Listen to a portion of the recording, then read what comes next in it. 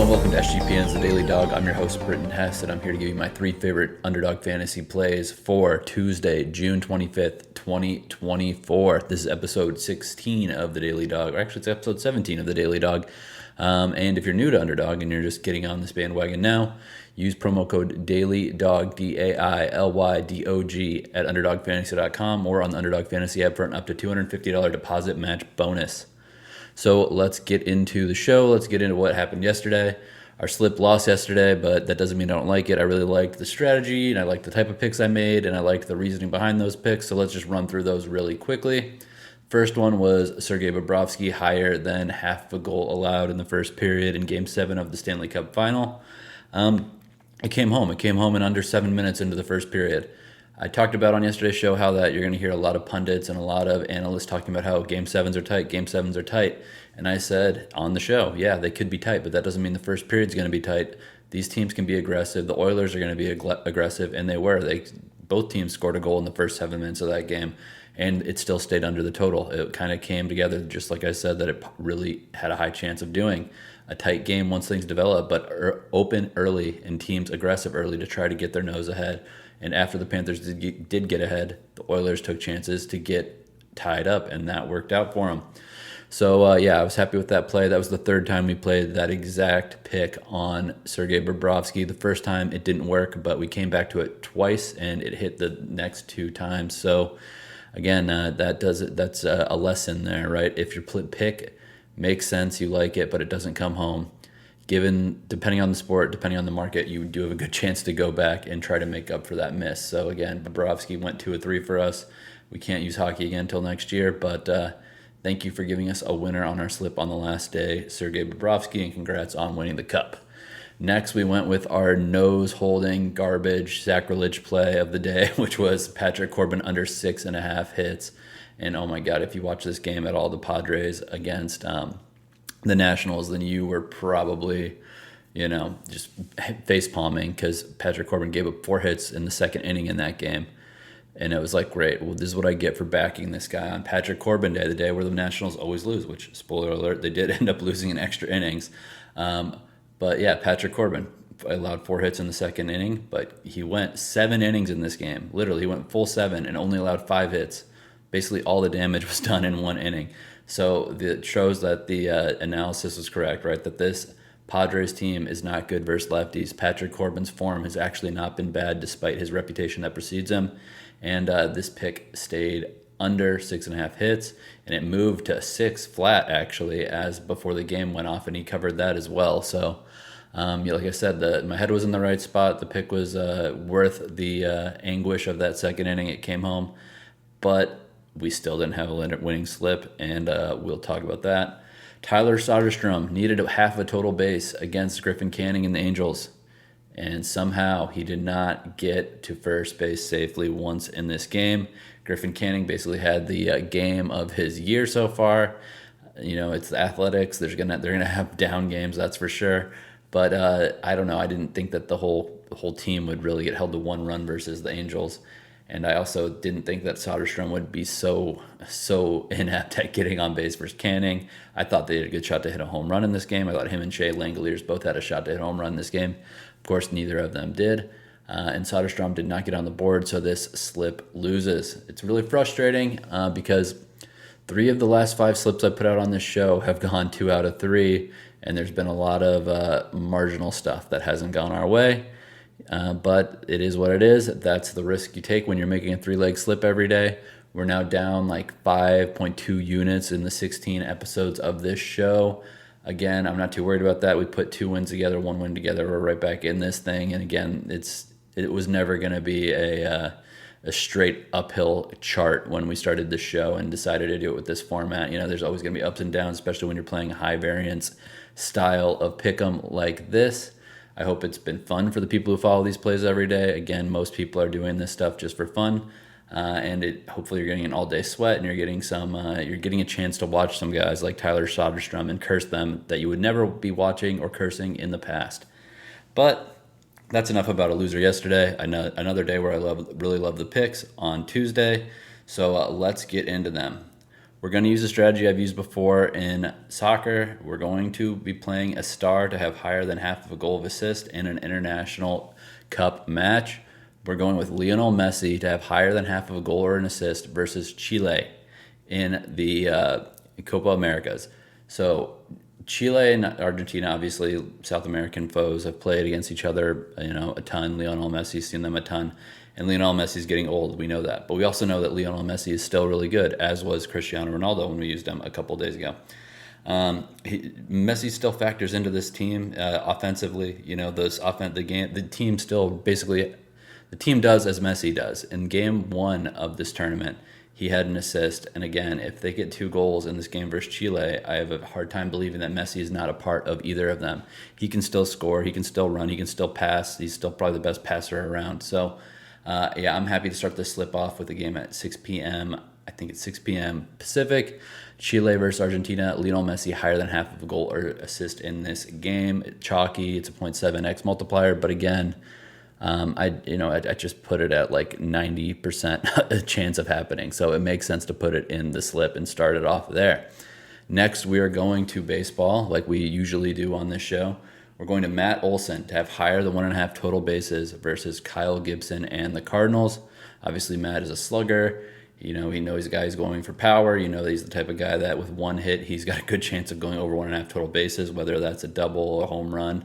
Obviously he's one of the guys that I don't. There's some guys where I'm like, they're just a contact hitter. I don't love playing over 1.5 total bases because I'm relying on them really catching a perfect pitch to slam, or they're going to need 2 hits in this game. That's not the case with Matt Olson versus Kyle Gibson, and it's also not the case just in the game state and the game environment that I'm expecting at Busch Field on Tuesday night.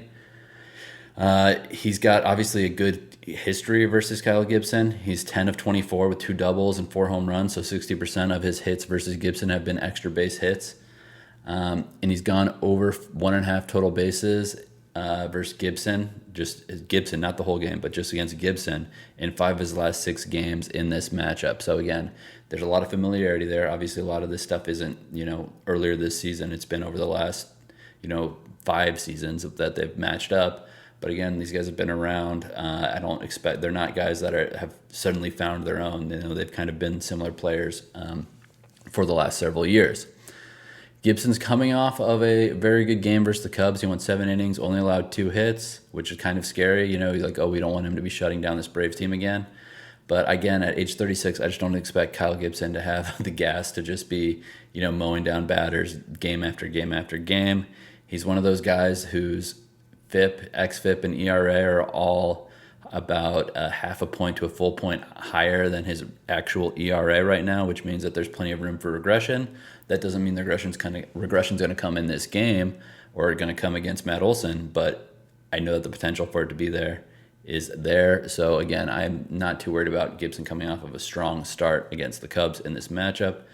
And also, this game is likely going to be having its first pitch during a heat advisory, at like 6:45 p.m. in Central Time in St. Louis. It's going to be like 95 degrees with 10 miles per hour wind plus blowing out to right field. So Matt Olson is a pull hitter. He's got 12 home runs on the year, 19 doubles the year, and a triple. All 12 of his home runs have been to right field.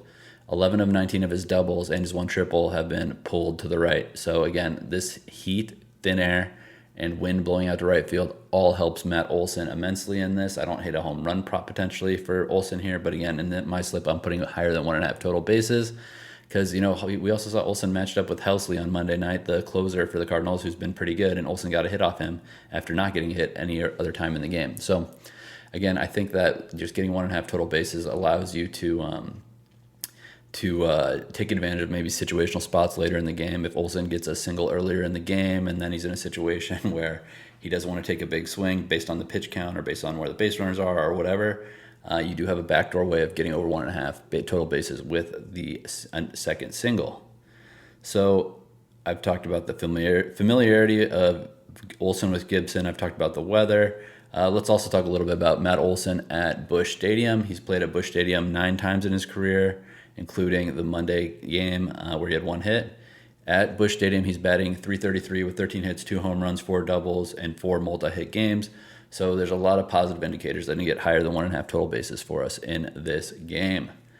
And honestly, this is a scorcher. It's a 1.1x multiplier. If Olson hadn't been so cold over the last week, which he's only had, I think, 3 hits or so in his last 5 or 6 games, then I don't think this would be a scorcher, and it might not be a scorcher by the time that this game has its first pitch thrown, because the reports of the weather are going to circulate on Twitter and on sports shows and on gambling shows. And I think a lot of people are going to be like, oh, how do I take advantage of this? Let's get the big power hitter from the Braves. And I don't know if this is going to be a scorcher by the time the first pitch is thrown. Lastly, we're going for another 1.5 total bases prop, and it is for Oneil Cruz of the Pirates facing Hunter Greenes and the Reds at the Great American Smallpark in Cincinnati. It's a battle between 2 tall, powerful, fast shortstops, Elly De La Cruz and Oneil Cruz, and I've got a little pet peeve, a little grievance to air here.